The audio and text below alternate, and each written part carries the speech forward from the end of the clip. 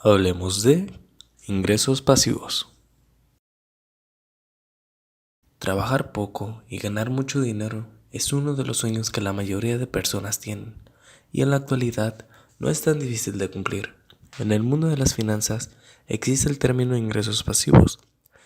Básicamente lo que significa es generar ingresos sin necesidad de dedicar mucho tiempo y esfuerzo. Pero, ¿qué son los ingresos pasivos?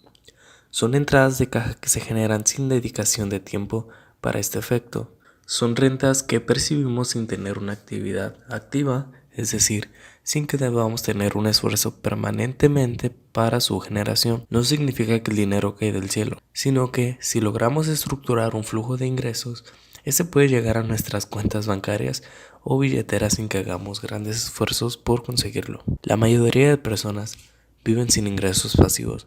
Su situación siempre es alguna de estas dos. Trabajan 40 horas o más semanales, ya que necesitan cubrir sus gastos, y trabajan para otras personas 8 o 10 horas al día, ya que no eligen qué hacer ni cuándo hacerlo.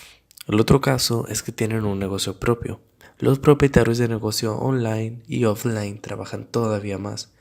Tienen que ocuparse de la empresa, de los empleados, de los clientes y de un largo etcétera de posibles problemas. Para comprender mejor el modelo, vamos a ver estos tipos de ingresos que van de la mano con los ingresos pasivos.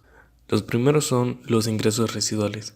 Se trata de un ingreso que ocurre a lo largo del tiempo y que proviene del trabajo realizado una sola vez. Te doy un ejemplo para que lo comprendas mejor. Un vendedor de seguros que recibe una comisión anual cuando su cliente renueva la póliza adquirida anteriormente. El otro ingreso son los ingresos apalancados. Los ingresos apalancados te permiten aprovechar el trabajo de otras personas que generen ingresos para ti. Ese sería un ejemplo. El autor de un ebook que vende su producto a través de una red de afiliados que se encarga de promoverlo.